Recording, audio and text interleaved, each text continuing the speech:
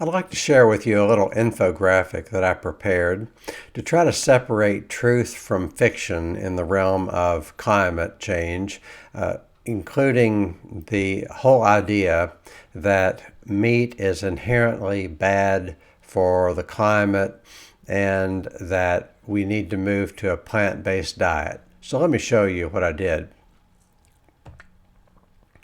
So here we are.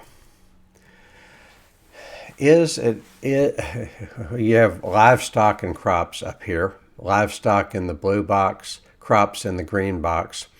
Is it responsible for greenhouse gas emissions?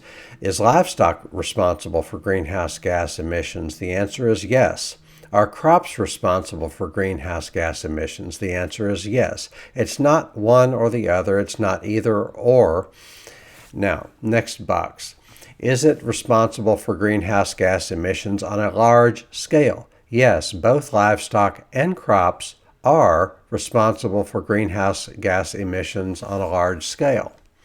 And is it responsible for needless greenhouse gas emissions on a large scale? Yes, in both cases, yes.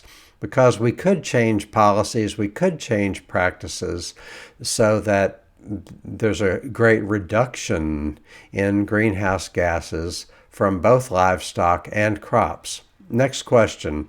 Could it be restructured to reduce greenhouse gas emissions? Yes and yes. Could it be restructured to not only reduce greenhouse gas emissions, but also to draw down carbon? Yes and yes. Livestock can draw down carbon. Crops can draw down carbon. So it's not livestock emit carbon and crops are either benign or beneficial. No, both could be beneficial, both could be benign, but the way most things are done today, both livestock and crops are harmful. Next question, does it produce water pollution? In both cases, yes. Livestock, the way it's done, does produce water pollution. It doesn't have to be that way, but that's the way it is. Crops also produce water pollution. It doesn't have to be that way, but that's the way it is.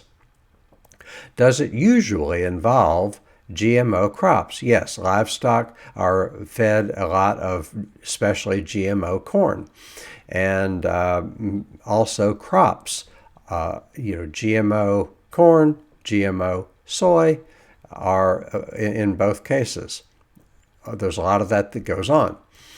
Does it usually result in a loss of biodiversity? Both livestock and crops, the way they're done, result in loss of biodiversity. It doesn't have to be that way. Both livestock and crops could change so as to increase biodiversity. Farms, both crop farms and livestock farms, could be a haven for wildlife, but they're typically not.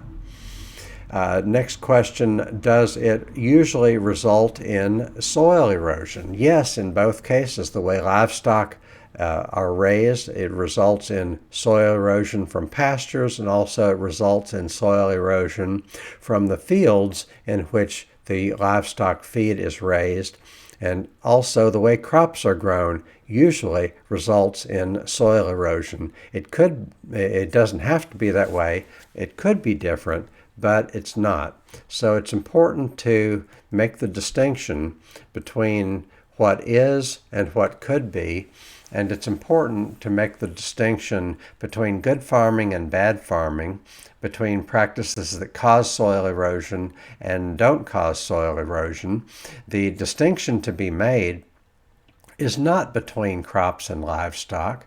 The distinction to be made is not between plants and animals, but between good practices and bad practices. Thank you.